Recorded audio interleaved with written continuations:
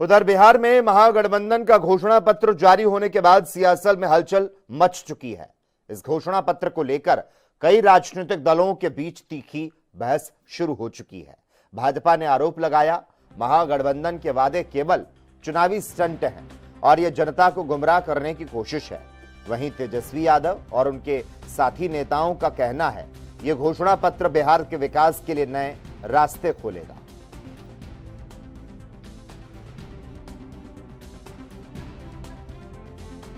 जिस पार्टी में राष्ट्रीय अध्यक्ष को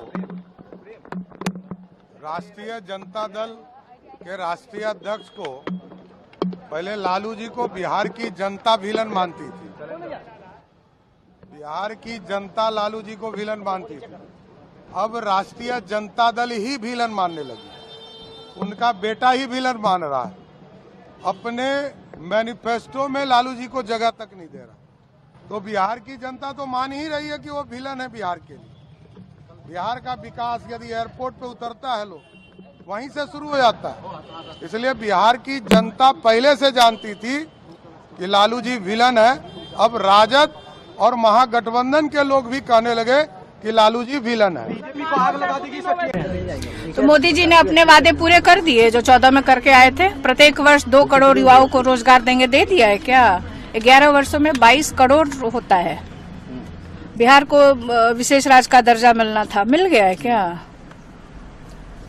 और हम लोग वादे करते हैं तो उसको पूरा करके दिखाते हैं। जिस तरह से तेजस्वी ने जो वादा किया था कि अगर सरकार जनता उनको मौका देती है और वो मुख्यमंत्री बनते हैं तो पहले कलम से वो 10 लाख सरकारी नौकरी देने का वादा उन्होंने किया था।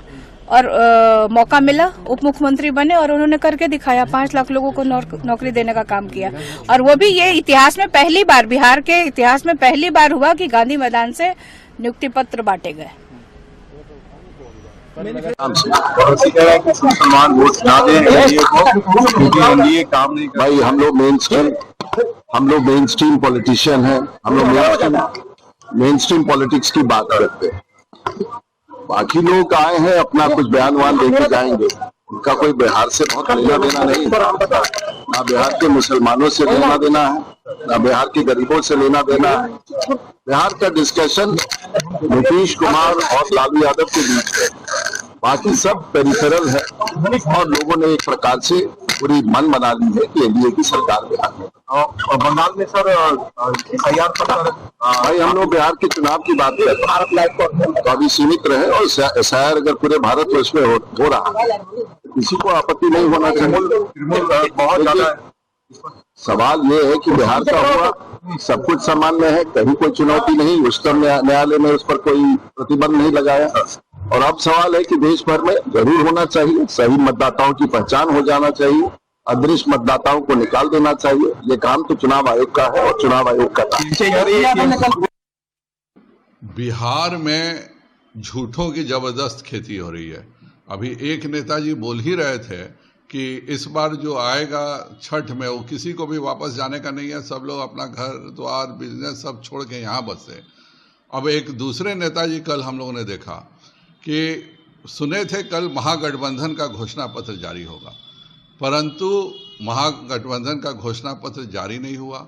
उसके बदले तेजस्वी जी का पर्सनल घोषणा पत्र जारी हुआ। महागठबंधन के चाहे वो दीपांकर भट्टाचार्य हो, पवन खेरा हो, सबों को घोषणा पत्र से इतनी शर्मिंदगी महसूस हुई कि उन्होंने इस घोषणा पत्र का नाम तेजस्वी के नाम पर कर दिया, अपने दल को नहीं स्वीकारा। मेरा स्पष्ट 6 सवाल है। 20 दिन में आप अधिनियम करके सभी परिवार को सरकारी नौकरी दे दीजिएगा, तो क्या 4 दिसंबर अर्थात 20 दिन पूरे होने के बाद बिहार की सभी जन वितरण प्रणाली की दुकानें बंद हो जाएंगी? इनका एजेंडा लोगों को गुमराह करना, झूठ बोलना, असत्य बोलना और इन सब विषयों को लेकर जनता के वोट हासिल करना, ये इनका पूरा इतिहास रहा। लेकिन भारतीय जनता पार्टी और एनडीए की सरकार देश के 140 करोड़ लोगों की बेहतरी के लिए काम कर रही है। और जो भी सुधार हुए हैं वो वर्तमान परिस्थितियों को देखते हुए देश के सभी नागरिकों के, गरीबों के